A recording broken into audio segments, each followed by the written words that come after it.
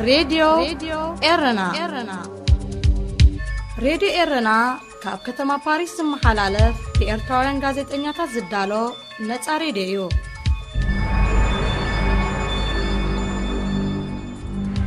مس راديو إرنا يخم زلكم زغبركم سمعتنا إزي صومناوي في تساميتاتيو أبناي سنبت في تساميتات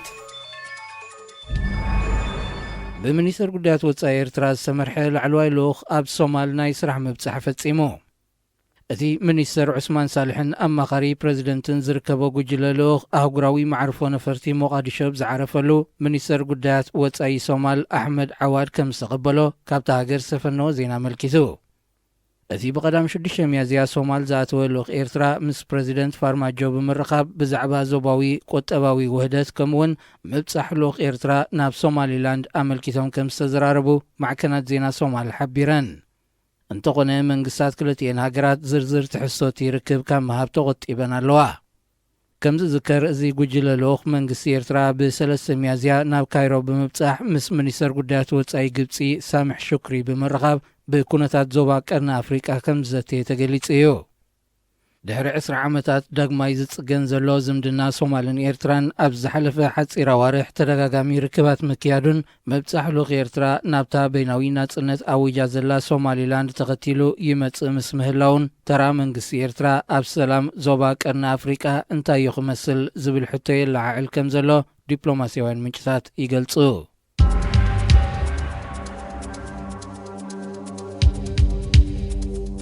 نتصتان هابتن بحري هاجرات كرنا أفريقيا نمكوزصار زخل حبراوي سمعن مفتار زخل حيل عمام قيمو اتياب زحلف سمون ناب كتما نيروبي زقوم حيل عمام بابال هاجرات إيجاد زقوم خوينو كند علامو أبقع بحرن وشمت عدن نزلو ما يوهبتي نمكوزصارن تستات زوبان محاسن كم زقونا يقلات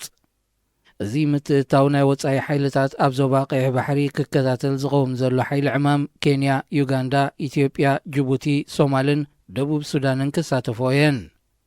العلي 6 كيلومتر قماقم كحي بحرت ونن إرترا أبزي حيل عمام كتساتف نموغانا زاقيت زتوها بحبريتا لن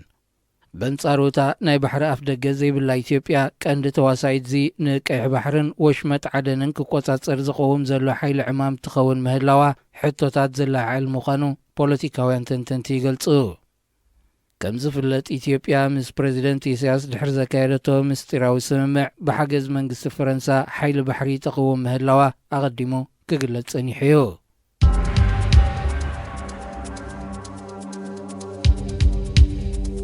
نبريزيدنت البشير سلطانو خقدف زصوع سلاماو سلفي حزب السودان بسفي حواب زغصللو زلو اوان ازازي سراويت هاجر مسزبو كوغن صاوعيت قريبو ابزي زاغيت كاب سخايدو سلاماو سلفتات زبزح حزبي كم استساتفلو زنغرلو زلو بقدام 6 ميازيا سخايد سلاماو سلفي حزبي اباف دغ قصري منستر مكلخالن بيت صحفه تقلال ازازي ستافن بمكاب دمصو كسمع كم زوعله تحبيرو رويترز بوغنو كاب كتما خارتوم مابزم محلالفو زينا كم زملكتو ازي نميت شح زقماقم قصر هزبي سساتفو سلاماو سلفي اباف دق منبر غزا بريزيدنت البشير كم سخايدة قليتو اتوم ناصنت سلام فتحي زبلو چرحوتات زق الحزن ورو سلفنياتات كمتين بريزيدنت جعفر نميري كاب سلطانو نمعلاو سراويت ابغون هزبو سسلفه لمون داغماي نهزبي تاماننتو كرين مصوع مخانو ودبتي محبراتي سلفي قليصن منيستر زينان مراقبيتاتن سودان حسن اسماعيل نزيب رويترز زتواب حبريتا نيالوتا ملسكوان تابلو حيلتات صتا ابلعل سلفنياتات نزر ايو تعقس سقنا مسجينو نعين مسخاخر نمعكنات زيناب زهب وزلو حبريتا حيلتات صتا سلاماو سلفين زكايد زنبر حزبين مبتان زنب بعقاز كم ستغمو انتقونا بفلاي منسياتا كثما بريزيدنت البشير كاب سلطانو كساب زورد شرحوهم كقصلوا مخانهم يقلصو زينا البشير كاب سلطانو خيلز صوع سلاماو سلفي كاب زجمر زبزح قصر حزبي سرايالو ناي قدام 6 ميازيا سلفي اب الجيريا نا عبد العزيز بوتفليق ازالي عود صوعيت حزبي زياده كم زتبابعهم يمزغلصو ودبتتي سلاماو سلفي مس راديو رناكم زلكم زخبركم سمعتنا ازي سومناوي فصاميتاتيو اب نايسوني فصاميتات ኤርትራን ኢትዮጵያን ጀመሮ ስምዕ ሰላም እወታው እኳ እንተኾነ ግና ምሉ ኣይኮነን ክብል ምክትል ፕረዚደንት ክልል ትግራይ ዶክተር ደብረጽዮን ገብረ ሚካኤል ገሊጹ። ንሱ ምስ መደበር ሬድዮን ቴሌቪዥን ደቡብ ኣብ ዘካየዶ ቃለ መጠይቕ ስምዕ ሰላም ኤርትራን ኢትዮጵያን ካብ ዝጅምር ሻውዓይ ወርሑ ቀሪቡ እኳ እንተሎ ከምቲ ዝጀመሮ ይቕጽል ከም ዘየሎ ሓቢሩ። ተኸፊቶም ዝነበሩ ዶባት ኣብ ውሽጢ ሓደ ወርሒ ምዕጻዎም ሓደ ሕማቕ ምልክት ናይቲ ተጀሚሩ ዝነበረ ርክብ ሰላም ምዃኑ እውን ጠቒሱ። ብዙሕ ጉዳያት ተንጠልጢሉ ክሳብ ዘሎ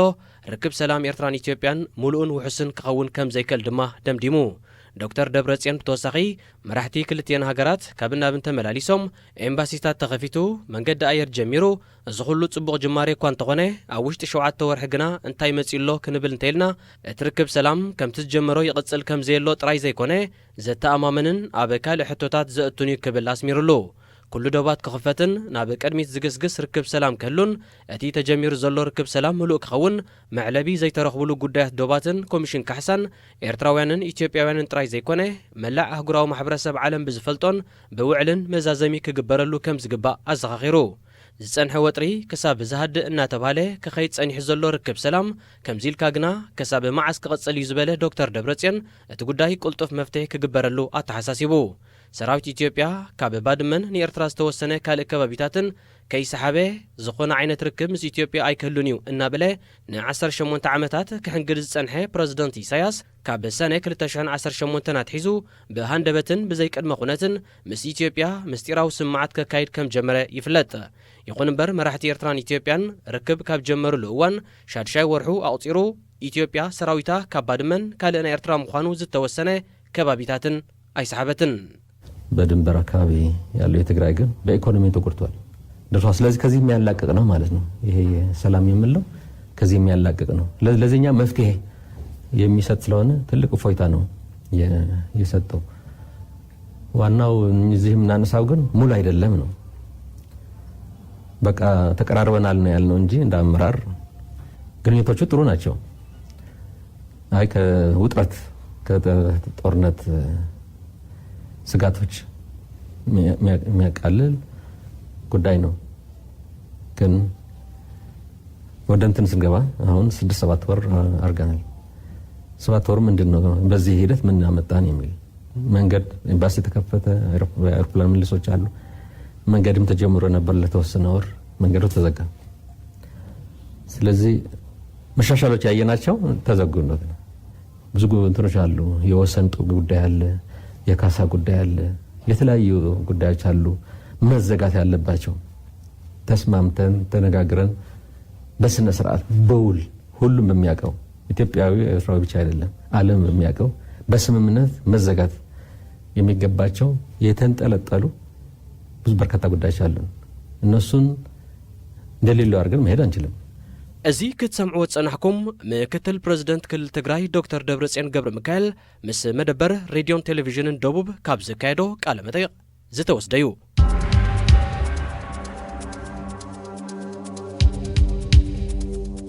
ቱርኪ ቀጠርን ሱዳንን ብኤርትራ ንዝቐረበ ወቐሳ ነጺገን። ሚኒስትሪ ጉዳያት ወጻኢ ቱርኪ ኣብ ዘውፅኦ መግለጺ በቲ ወቐሳ ዝተሰምዑ ቅሬታ ብምግላጽ እቲ ብኤርትራ ዝቐረበ ወቐሳ ካብ ግጉይ ሓበሬታ ዝነቐለዩ ዝብል እምነት ከም ዘለዎ ጠቒሱ። ቱርኪ ምስ ሓያሉ ሃገራት ኣፍሪቃ ኣብ ብዙሕ ገጻት ዘተኮረ ምትሕጋዝ ከም ዘለዎ ኣብ ምዝኻር ነቲ ኣብ መንጎ ኤርትራን ኢትዮጵያን ዝተጀመረ ርክብ ሰላም ከም እትድግፍ ኣረጋጊጹ። ኣብ ተመሳሳሊ ዜና ሚኒስተር ዴታ ሚኒስትሪ ጉዳያት ወጻኢ ቀጠር ሱልጣን ቢን ሰዓድ አልሙራይኪ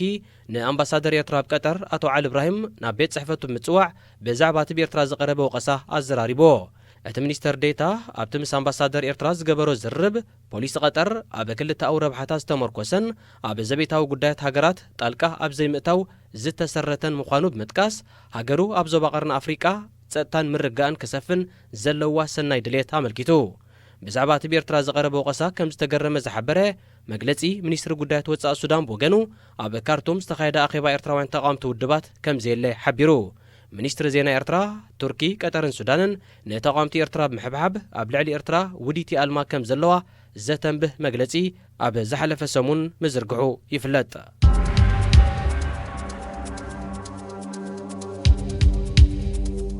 ኣብ ዝተፈላለየ ከባቢታት ብፍላይ ድማ ኣብ ምዕራብ ኦሮሚያ ዝንቀሳቐሱ ዕጡቓት ግንባር ሓርነት ኦሮሞ ኦነግ ምስቲ ኣብ ኣዲስ ኣበባ ዝርከብ ፖለቲካዊ መሪሕነት ዝነበሮም ርክብ ከም ዝበትኹ ኣፍሊጦም። እቲ ግንባር ኣብ ዘውፅኦ መግለጺ ካብ መወዳእታ ወርሒ መጋቢታት ሒዙ እቲ ኣብ ኣዲስ ኣበባ ዝርከብ ፖለቲካዊ መሪሕነት ንሰራዊት ኦነግ ክእዝዞ ከም ዘይክእልን ድሕሪ ደጊሙን ርክብ ከም ዘይብሉን ካብቲ ውድብ እውን ከም ዝተፈንጨለን ኣረጋጊጹ ምስ ሰራዊት ዝነበረ ርክብ ከም ዝተቋረጸ ዘረጋገጸ ሓላፊ ህዝባዊ ርክባት ናይቲ ግንባር ኣቶ ቶሌራ ኣዳባ ድሕሪ ሕጂ ኦነግ ናትና ሰራዊት እዩ ክንብል ኣይንኽእልን ከም ዝበለ ዘሪፖርተር ካብ ኣዲስ ኣበባ ኣመልኪቱ ድሕርቲ ኣብ መንጎ ፕረዚደንት ኢሳያስን መንግስቲ ኢትዮጵያን ዝተበጽሐ ምስጢራዊ ውዕላት ኣብ ኤርትራ ዝነበሩ 1500 ዝኣኽሉ ዕጡቓት ኦነግ ናብ ኢትዮጵያ ከም ዝተፋነው ይፍለጥ እንተኾነ እቲ ኣብ ኣስመራ ተበፂሑ ዝተባሃለ ስምምዕ ኣብ ግብሪ ክውዕል ብዘይምኽኣሉ እቲ ኣብ ከባቢታት ምዕራብ ወለጋ ዝንቀሳቐስ ሓይሊ ዕጥቁ ከይፈትሐ ይጸኒሑ ነቲ ግንባር ብሓይሊ ዕጥቁ ከፍትሖ ዘይከኣለ መንግስቲ ኢትዮጵያ ብመንጎኝነት ዓበይቲ ዓድን መራሕቲ ሃይማኖትን ዳግማይ ስምምዕ ብምክያድ ናስታ 800 ዝኾኑ ኣባላት ኦነግ ካብ ምዕራብ ወለጋ ዕጥቆም ከፍትሕ ክኢል እዩ እንተኾነ ሕጂ እውን እቲ መንግስቲ ውዕላቱ ኣይኽበረን ብዝብል ዝተረፉ ዕጡቓት ኦነግ ኣብ ኣዲስ ኣበባ ምስ ዝርከቡ ፖለቲካውን መሪሕነቱ ተባቲኹ ዕጥቃዊ ቃልሱ ክቐጽል ወሲኑሎ መንግስቲ ኢትዮጵያ ነቲ ካብ ኣስመራ ድሕሪ ምምላሱ ሓላፊ ጸጥታ ምምሕዳር ክልል ኦሮምያ ገይሩ ሸሞ ብርጋደር ጀነራል ከማል ገልቹ ዝሓለፈ ሰሙን ካብ መዝነቱ ሰጊግዎ ኣሎ ልዕሊ 100 ዝኾኑ ወተሃደራት ኢትዮጵያ መሪሑ ናብ ኤርትራ ሰለመ ጀነራል ከማል ገልቹ ኣብ ኤርትራ ብጸንሓሉ 13 ዓመታት ሓደ ክፋል ዕጡቕ ኦሮሞ ብምምራሕ ኣንጻር መንግስቲ ኢትዮጵያ ክቃለስ ዝጸንሐ እዩ ካብ ኣስመራ ድሕሪ ምምላሱ ሓላፍነት ተረኪቡ ጸንሐት ጀነራል ኣብ ውሽጢ ሒደት ኣዋርሕ ምስ ጓጉ መንግስቲ ኢትዮጵያ ንፖለቲካዊ መኽሰብ ተጠቒሙለይ ዝብል ስምዒታት ተሕዲሩ ከም ዘሎ ምንጭታት ዜና ካብቲ ሃገር ይጠቕሱ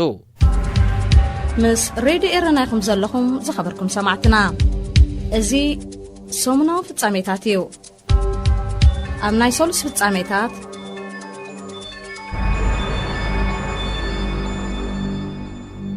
ኢትዮጵያ ብሓገዝ ፈረንሳ ከተቕሞ መዲባ ዘላ ሓይሊ ባሕራ መደበሩ ኣባጽዕ ከም ዝኸውን ፕሬዚደንት ጅቡቲ እስማኤል ዑመር ገለ ገሊጹ ፕሬዚደንት ጅቡቲ ነዚ ዝገለጸ ምስ ሓንቲ ካብ ህዋት መጽሔታት ፈረንሳ ዝኾነት ዣን ኣፍሪክ ቁጥሪ 339 ካብ 7 ክሳብ 13 ሚያዝያ ኣብ ዘሎ ሰሙናዊ ሕታማ ኣብ ገጽ 26 ሰፊሩ ብዘሎ ሰፊሕ ቃለ መጠይቕ እዩ እቲ ፕሬዚደንት ፈረንሳ ንኢትዮጵያ ሓይሊ ባሕሪ ከተቕመላ ምዃና ድሕርቲ ናይ ፕሬዚደንት ኢማኑኤል ማክሮን ዑደት ተገሊጹ እዩ እንተኾነ ኢትዮጵያ ኣፍ ደገ ባሕሪ የብላን ኣብ ጅቡቲ ድያ ከተቕሞ ንዝብል ዝቐረበሉ ሕቶ ኣብ ዝሃቦ ምላሽ ኣይፋላን ኣብ ባጽዕ ኤርትራ ከተቕሞ ሓይሊ ባሕሪ ኢትዮጵያ ኣብ ግዜ ንጉስ ሃይለ ስላሴ ዝቆመሉ ቦታ እዩ ንኢትዮጵያ ሃገራዊ ክብራ እዩ ግና ሙቃም ሓይሊ ባሕሪ ኣዝዩ ክቡር እዩ ካብ ሙቃም ሓይሊ ኣየር ይኸብር ድማ ኢሉ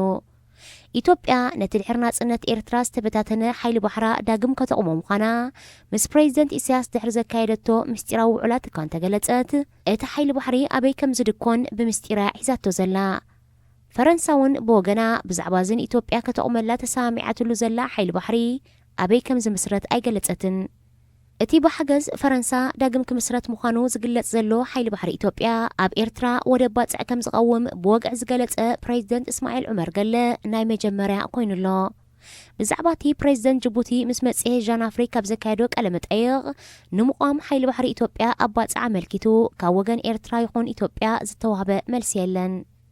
ብርጋደር ጀነራል ክንዱ ገዙ ተናኝ ዝመርሖ ላዕለዋይ ወተሃደራዊ ልኡኽ ኢትዮጵያ ኣብ ዝተፈላለየ መደበራት ሓይሊ ባሕሪ ፈረንሳን ጅቡትን ዑደት ከም ዘካየደ ኣብ ዝሓለፈ ቅንያት ብሬድዮ ኤረና ተገሊጹ እዩ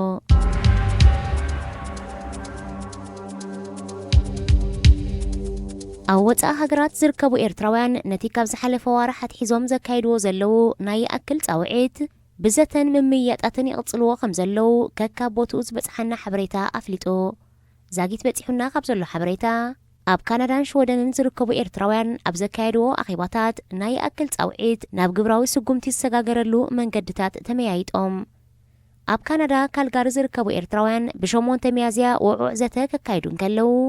ኣብ ሽወደን ዞማ ያምትላንድ ዝርከቡ ኤርትራውያን ድማ ብ28 መጋቢት ፈላሚ ርክባት ምክያዶም ተፈሊጡ ኣብ ካልኦት ሃገራትን ከተማታትን እውን ክቕጽል ትጽቢት ይግበር ኣብ ዝተፈላለያ ሃገራት ዝርከቡ ኤርትራውያን ብመንገዲ ማሕበራዊ ሚድያታት ዘካይድዎ ዘለው ናይ ይኣክል ጻውዒት ሰፊሕ ሸፈነ እናረኸበዩ ዝመጽእ ዘሎ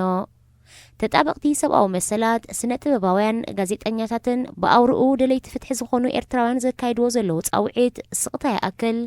ኤርትራ ናብ ንቡር ምምሕዳር መንግስቲ ትመለስ ቀዋሚት ተግበር እሱራት ይፈትሑ ዝብልን ካልእ ጠለባትን ዝሓቆፈ እዩ እዚ ምስልኻ እናተራእየ ብቪድዮ ቀሪጽካ ዝግበር ዘሎ ናይ ኣክል ጻውዒት በብዝተፈላለየ ምኽንያታት ኣብ ልዕሊ ሓያሉ ኤርትራውያን ንዝጸንሐ ፍርሒ ዝቐንጠጠ እዩ።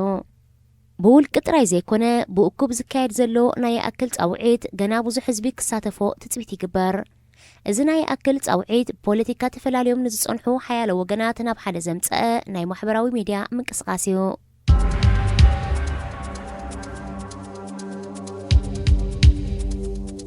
ሰራዊት ኢትዮጵያ ኣብ ክልል ኣምሓራ ተጓሂሩ ንዘሎ ግጭታት ኣብ ምህዳእ ተዋፊሩ ከም ዘሎ ንኣፈኛ ጠቕላላ ሓለቓ ስታፍ ሰራዊት ብምጥቃስ ማዕከናት ዜና ተሃገር ሓቢረን።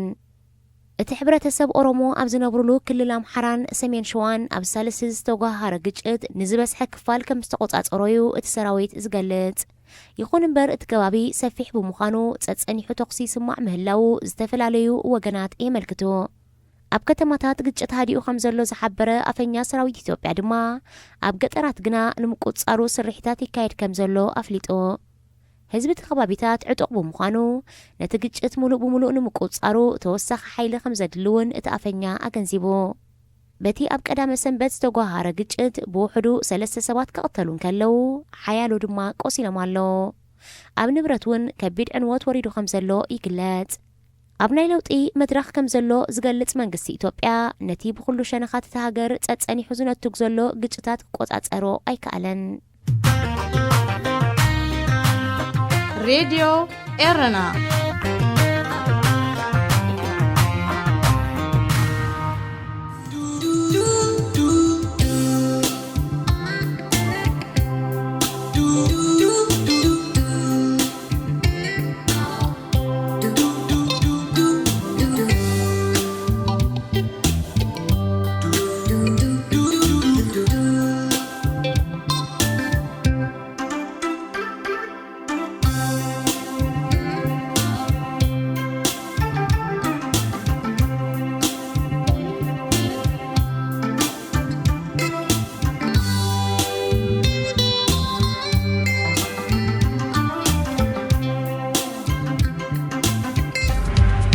ምስ ሬድዮ ኤረና ይኹም ዘለኹም ዝኸበርኩም ሰማዕትና። እዚ ሰሙናዊ ፍጻሜታት እዩ። ኣብ ናይ ረቡዕ ፍጻሜታት ፕረዚደንት ጅቡቲ ካብ ማዕስዩ ኣፈኛ መንግስቲ ኤርትራ ኮይኑ ክብል ሚኒስተር ዜና ኤርትራ አቶ የማነ ገብረ መስቀል መንገዲ ትዊተር መልእኽቲ ኣመሓላሊፉ። እቲ ሚኒስተር ነዚ መልእኽቲ ብ9 ሚያዝያ ዘመሓላለፈ ፕረዚደንት ጅቡቲ ምስ ናይ ሰሙን ዝሕታም መጽሔት ጀን ኣፍሪክ ኣብ ዘካየዶ ቃለ መጠይቕ ሓይሊ ባሕሪ ኢትዮጵያ ኣብ ባጽዒ ክድኮን ምባሉ ብሬድዮ ኤረና ድሕሪ ምቅልሑ እዩ። ሚኒስተር የማነ ኣብ ናይ ትዊተር መልእኽቱ እቲ ቃለ መጠይቕ ኣይረኣኽዎን፣ ግን ካብ ማዕስዩ ፕረዚደንት ጅቡቲ ኣፈኛ መንግስቲ ኤርትራ ኮይኑ ድሕሪ ምባል ብዝኾነ እቲ ዝተባሃለ ሓሶት እዩ ክብል ደምዲሙ። ሚኒስተር ዜና ኤርትራ ቀዳማይ ሚኒስተር ኢትዮጵያ አብይ አሕመድ ኣብ ዝገሹ ሃገራት ብዛዕባ ኤርትራን ወደባታን ወኪሉ ክዝትን መግለጺ ክህብን እንከሎ ቀዳማይ ሚኒስተር ኢትዮጵያ ካብ ማዕስዩ ኣፈኛ መንግስቲ ኤርትራ ኮይኑ ክብል ኣይተሰምዐን። ፕረዚደንት ኢሳያስ ነዜጋታት ኤርትራ ብዛዕባ መጻኢ ዕድላት ሃገሮም ብዝምልከት ካብ ዝኾነ ሓበሬታ ገሊሉ ምስ ሕቡራት ኢማራት ዓረብ ኢትዮጵያን ካልኦት ሃገራትን ምስጢራዊ ውዕላት ኣብ ዝኽትመሉ ዘሎ እዋን እቲ ሓበሬታ በብእዋኑ ብካልኦት መንግስታትን ዲፕሎማስኛታትን ክቃላዕ ጸኒሑ እዩ። እቲ ፕረዚደንት ዘካይዶ ዘሎ ምስጢራዊ ውዕላት ሚኒስተር ዜና ዝርከቦም ላዕለዎት ሰበስልጣናቱን ኣዘዝ ሰራዊቱን ዝኾነ ኣፍልጦ ከም ዘይብሎምን ብሰፊሑ ይዝረብ። እዚ ከምዚ ኢሉ እንከሎ ኣዛዝ ናይቲ ዝቆም ዘሎ ሓይሊ ባሕሪ ኢትዮጵያ ኮይኑ ዝተመዘዘ ብርጋደር ጀነራል ክንዱ ገዙ ተናኝ ምስ ኣዛዚ ሓይሊ ባሕሪ ኣሜሪካ ኣብ ቀላያት ኣፍሪቃን ኤሮጳን ኣድሚራል ጄምስ ፎጎ ተመያይጡ። ኣብቲ ብ2 ሚያዝያ ዝተኻየደ ምይጥ ኢትዮጵያ ኣብ እትምስርቶ ዘላ ሓድሽ ሓይሊ ባሕርን ኣብ ቀይሕ ባሕሪ ዝህልዎ ኣበርክቶን ዘተኮረ ምንባሩ ወተሃደራውያን ምንጭታት ኣመልኪቶም።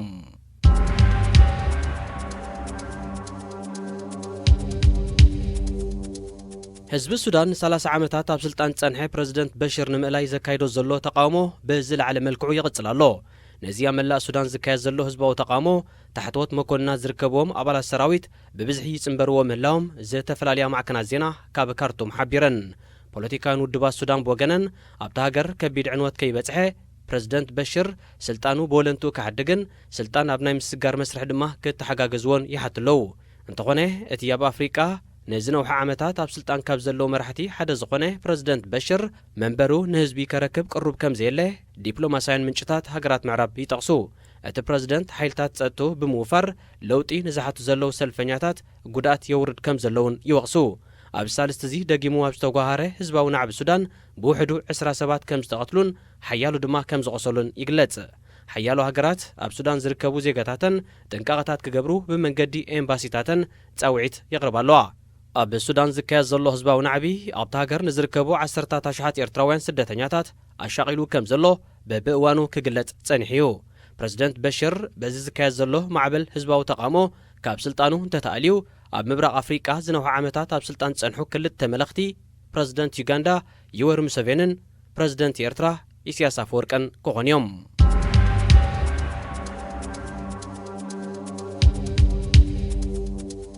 ኣብ ኢትዮጵያ ከተማ ኣዋሳ መሰል ክልል ሲዳማ ክሕሎ ጽውዕ ደቂ ኣንስትዮ ጥራይ ዝተሳተፎ ሰፊሕ ሰላማዊ ሰልፊ ምክያዱ ማዕከናት ዜናት ሃገር ሓቢረን። እቲ ኣሽሓት ኣዴታትን መንእስያት ደቂ ኣንስትዮን ጥራይ ዝተሳተፎ ሰላማዊ ሰልፊ መሰል ህዝቢ ሲዳማን ክልላቱን ሕገ መንግስቲ ሃገር ብዘፍቅዶ ክሕሎ ዝጠልብ እዩ። ህዝቢ ሲዳማ ምስ ደቡብን ካልኦት ክልላት እንታሃገር ብዘለዎ ምስሓብ ጉዳዩ ብመሰል ርእሰ ውሳኔ ናይ ገዛእ ርእሱ ክልል ክህልዎ ይጠልብ። ብመሰረት ማዕከናት ዜና ኢትዮጵያ ዘቕርቦ ዘለዋ ጸብጻባት ኣብ ማሕዳሪ ክልል ደቡብ ኣብቲ ናይ ሰልፊ ኣጋጣሚ ኣብ ዘስምዖ ቃል ሕቶ ህዝቢ ሲዳማ ቅልጡፍ ምላሽ ክረክብ ይሰርሕ ከም ዘሎ ብምጥቃስ ኣብ ኢትዮጵያ እቲ ዘዋፅእ ስርዓት ፌደራሊዝም ኮይኑ ብዝተመሓየሸ መልክዑ ክቐርብ ኣተሓሳሲቡ። ኢትዮጵያ ገጢምዋን ዘሎ ናይ ብሔርን ክልላትን ግጭታት ንምውጋድ ስርዓት ፌደራሊዝም እቲ ዝሓሸ ኣማራፂ ዶ ኣይኮነን ኣብ ዝብል ብዝተፈላለዩ ወገናት ሃገር ፖለቲካዊ ክትዓት ይካየደሉ ከም ዘሎ ይፍለጥ። ምስ ሬድዮ ኤረና ይኹም ዘለኹም ዝኸበርኩም ሰማዕትና እዚ ሰሙናዊ ፍጻሜታት እዩ። ኣብ ናይ ሐሙስ ፍጻሜታት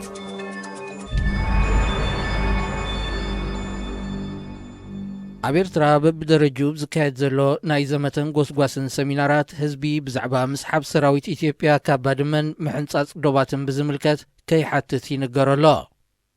ምንጭታት ሬድዮ ኤረና ኣብ ዝለኣኽዎ ሓበሬታ ነቲ ሰሚናራት ዝመርሑ ዘለዉ ካድራት ህግደፍ ብዛዕባ ምስሓብ ሰራዊት ኢትዮጵያን ምሕንጻጽ ዶባትን መንግስቲ ይከታተሎ ስለ ዘሎ ኣብዚ ኣኼባታት ምሕታት ኣየድልን እዩ ክብሉ ኣቐዲሞም የጠንቅቕዎ ከም ዘለዉ መልኪቶም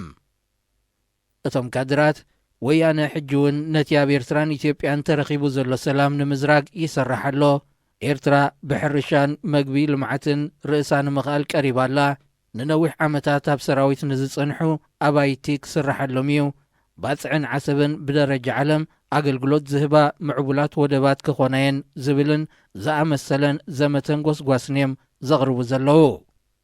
እንተኾነ ዝበዝሐ ካብቲ ብህዝቢ ዝቐርብ ዘሎ ሕቶታት ከቢድ መስዋዕቲ ዝኸፈልናሉ ጉዳይ ምሕንጻጽ ዶብን ምስሓብ ሰራዊት ኢትዮጵያ ካብ ባድመን መዓሲ ዝትግበር፣ እዚ እንተዘይተተግቢሩ ውሕስነት ሰላም የሎን፣ ኢትዮጵያ ትምስርቶ ዘላ ሓይሊ ባሕሪ ኣበዩ ክቐውም፣ ምስ ኤርትራ ኸ እንታይ ውዕላት እያ ፈሪማ፣ ወያነ ተሳዒሩ እዩ ጌም ኦቨር ኮይኑ ተባሂሉ ኸብቅዕ፣ ሕጂ ኸ ከመይ ገይሩ ስግኣት ሰላም ኤርትራን ኢትዮጵያን ይኸውን ዝብል ይርከቦ። ነቲ ሰሚናራት ዝመርሑ ካድራት ኣብዚ ዝኸድዎ ከባቢታት ተመሳሳሊ ሕቶታት ይለዓል ምስ ምህላው ድማዮም ህዝቢ ብዛዕባ ምስሓብ ሰራዊት ኢትዮጵያ ካብ ባድመን ምሕንጻጽ ዶባትን ብዝምልከት ከይሓትት ኣቐዲሞም ዝሕብርዎ ዘለዉ። ገለ ካብቶም ካድራት ካብቲ ናይ ኣኼባ ኣዳራሻት ምህደሚ ዝኸውን ናይ ጊዜኡ መልስታት እዮም ዝህቡ ዘለዉ ዝበሉ ነቲ ሓበሬታ ዝለኣኹ ምንጭታት ሬድዮ ኤረና ካልኦት ድማ ላዕለዋይ ኣካል መንግስቲ ኣብ ዝቐረባ መልሲ ክህበሉ እዩ፣ ፕረዚደንት ኢሳያስ ምስ ኤሪቲቪ ኣብ ዝገብሮ ቃለ መጠየቕ ሰፊሕ መልሲ ክህብ እዩ ወዘተ ክብሉ ጥራዮም ንናይ ህዝቢ ሕቶታት ዝሰግርዎ ዘለዉ። ላዕለዎት ሰበስልጣን ኣዘዝ ሰራዊትን ካድራትን ህግደፍ ኣብ ውሽጢ ሃገር ንዝርከብ ህዝብን ኣብ ወፃኢ ሃገራት ንዝርከቡ ደገፍቲ ናይቲ ስርዓትን ጽዑቕ ዘመተን ጎስጓስና ምክያድ ከም ዝርከቡ ይፍለጥ።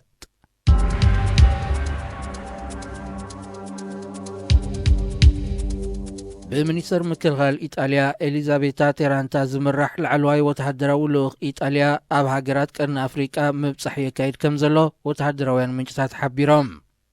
ነቲ ልኡኽ ዝመርሐት ሚኒስተር ኤሊዛቤታ ሶማል ኣብ ዝኣተወትሉ ምስ ሚኒስተር ምክልኻልቲ ሃገር ሓሰን መሓመድ ዓሊ ብምርኻብ ኣብ ወተሃደራውን ጸጥታውን ምትሕጋዝ ብምትኳር ተመያይጣ። ላዕለዋይ ልኡኽ መንግስቲ ኢጣልያ ናብ ሶማል ክበጽሕ ድሕሪ ሓያሎ ዓመታት እዚ ንፈለማ እዋን እዩ። እቲ ጠቕላላ ሓለቓ ስታፍን ካልኦት ላዕለዎት ኣዘዝቲ ሰራዊትን ዝሓቖፈ ወተሃደራዊ ልኡኽ ኢጣልያ ኣብ ናይ ኢትዮጵያ ዑደቱ ምስ ሚኒስተር ምክልኻልን ላዕለዎት ኣዘዝቲ ቤት ጽሕፈት ጠቕላላ ሓለቓ ስታፍን ብምርኻብ ኣብ ተመሳሳሊ ኣጀንዳታት ከም ዝተዘራረበ ተሓቢሩ። ب8 ميازيا ناي صومال عدوت الزازمة لعلواي وتهدراو لوخ إيطاليا ب9 ميازيا ناب إثيوبيا أتيو اتلوخ أب جبوتن إيرترانون كبتصح مدب كمزلو يقلات إيطاليا كاب إيرترا ناب إثيوبيا الزرقاح مقد بابورا مهناس كتتحقاقز دلو تخمزلا قدامي منيسر إثيوبيا أبي أحمد أبنا إيطاليا عدوتو مقلات إيرسعن قدامي منيسر إيطاليا ناب إيرتران إثيوبيا ناب زبتحلون مزن هاقرات هاب سفلالي صلاتات كتحقاقز مخوانو أميتيو إيطاليا بوحزي سدتنياتات إيرترا ناي اتركبن هاقرات كرن أفريقيا تمارر كمزلا يفلات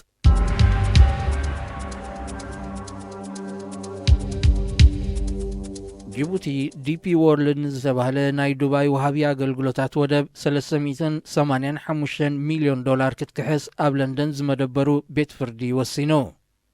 ات بيت فردي أب زحلف سمونا بزهب وساني جيبوتي نتمس دوباي زختمت توعل أغلقلوتات ودب بهندب الدحر مسرازا نزسعب كساراتات كتكحس يبينو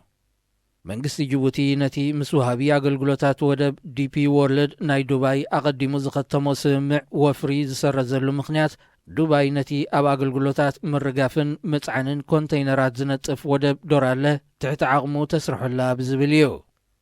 انتقونه دوباي اتوعل بهندبت بمسرازو نزسعب كساراتات كتكحس نزغربت تحتو منقسي جيبوتي سلازنطقو لندن نابزركب بيت فردي كتغربو سينا منقسي جيبوتي بوغنو نتي أب لندن زركب بيت فردي أفلطو كم زيهب بمقلاص بزعبا زوساني زغونه مقلاص يهابلون ودب دورالة أمونغو دوباين منقسي جيبوتن أب 2006 دحرز سبتحه ناي 30 عامتات سمع كراي زتهنص خوينو أب 2009 أغلقلوتو جميرو انتقونه منقسي جيبوتي كاب 2014 ندحر زفلالي كستات بممصا نتي ناي 30 عامت وعل سريزو أب تحتي ملؤوان الناتو اتيوا مس راديو إرنايكم زلكم زخبركم سمعتنا ازي سومناو فتصاميتاتيو أبني عبي فتصاميتات ኣብ ቃኛውን ካልእ ማዓስከራትን ዝርከቡ ስንኩላን ኩናት ተጋደልቲ ኤርትራ ንዓቶም ዝተሃንፀ ኣባይቲ ንእሙናት ኣገልገልቲ ግደፍ ምዕዳሉ ዘሕደረሎም ቁጥዐ ብምረት ይገልጹ ከም ዘለው ምንጭታት ሬድዮ ኤረና ሓቢሮም እቶም ስንኩላን ኩናት ቁጥዐታቶም ብምረት ዝገለጹ ኣብቲ ሚኒስተር ልኡል ገብረኣብ ብ3 ሚያዝያ ኣብ ማዓስከር ደንደን ዘካየደቶ ሰሚናርዩ ኣብ ከባቢ ኢንስቲትዩት ምድላው መምሃራን ንስንኩላን ኩናት ተጋደልቲ ዝተሃንፀ ኣባይቲ ንእሙናት ንዝምልከቶም ገዲፉ ንዘይምልከቶም ከም ዝተዓደለ ኣብ እዋኑ ብሬድዮ ኤረና ተቃሊሕዮ መንግስቲ ኣቐዲሙ ንስንኩላን ኩናት ተጋደልቲ ገዛውቲ ክሰርሓሎም ተመዋፂዑ ፕሬዚደንት ኢሳያስን ሚኒስተር ዕዮ ሰብኣዊ ድሕነትን ዝነበረት ኣስካሉ መቆሬስ ኣብ ዝተረኽብሉ ድሙቕ ጽምብል እምነ መሰረት እኳ እንተተነብረሉ እቲ ነፍሲ ወከፍ 2 መደቀሲ ሓደ ሳሎን ክሽነ ምስ መካበቢያ ዝውነን ኣባይቲ ببيت صحفة بريزيدنت يوهبهم نستبهلو أمونات أقلقلتي نايت سرعاتيو تعديلو نزن سنكولان تبهيلوز تهانت أبايت تركيومو زلو أقلقلت قدف مبزحت أب غازيت أنينات سنة بابن تكنيكن زسرحو أبالات منيستر زينان بهلاو قدات قدفنيوم قالك كابتوم نزي أما يتمناي زركب أبايت تركيومو زلو أمونات أقلقلت قدف مستوم أب قانيون كالئن سنكولان زي متشئ معسكراتن زتعقبو تقادلتي بمنتصار ناي منبري أبايت تسأقم زي نبروم مخانوم اتزبت حنا حبريتا يتأكس نعسران شوعتن عمتات تسأقم منبر أبايت زيقاتات كالل زي كالة منقستي إرترا نسبة سلطاناتو أزست سراويتن تسأتان كالل أمونات أقلقلتون ترهزبي زنبروز نبرا أبايتي بمنزعون كم زورسوم إفلات ኣብ ርእሲ እዚ ኣብ ወፃኢ ሃገራት ዝርከቡ ደገፍቲ ናይቲ ስርዓት ብወንድን ካልእ ክስርሓሎም ቅድሚ 10 ዓመታት ዝተኣትወሎም መብፅዓ ክሳብ እዚ እዋን እዚ ኣይተተግበረን እቲ መንግስቲ ነቲ ብመሰረቱ እውን ንዋንነት ህዝቢ ክኸውን ዝነበሮ ጉዳይ መሬትን መንበሪ ኣባይትን ከም ፖለቲካዊ መሳርሒ ይጥቀመሉ ከም ዘለዩ ዝውቀስ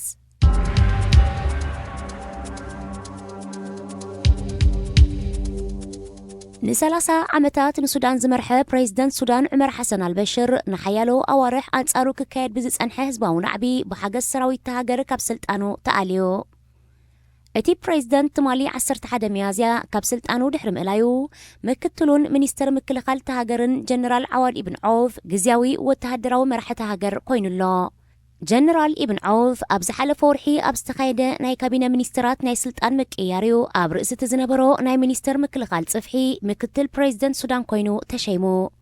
እቲ ጀነራል ንኽልተ ዓመት በመሰጋገሪ ወታደራዊ መንግስቲ ነቲ ሃገር ከም ዝመርሕውን ተፈሊጡሎ ፕሬዚደንት በሽር ናብ ዘይተፈልጠ ቦታ ተወሲዱ ከም እሱር ተታሒዙ ከም ዘሎ ዘመልከቱ ጸብጸባት እቲ ሃገር ናይ 3 ወርሒ ንህፁ ጽዋን ተኣዊጁ ከም ዘለውን ኣመልኪቶም ህዝቢ ሱዳን ፕሬዚደንት በሽር ካብ ስልጣኑ ምእላዩ ሓጎሱ ይገልጽ እኳ እንተሎ ነዚ ብናይ ቀረባን እሙንን መሳርሕቱ ዝነበረ ጀነራል ኢብን ዐውፍ ተወሲዱ ዘሎ ስጉምታት ምቅዋሙ ይቕጽል ኣሎ እዚ ሬድዮ ኤረና ድምፂ ራድዮ ኤረና እዩ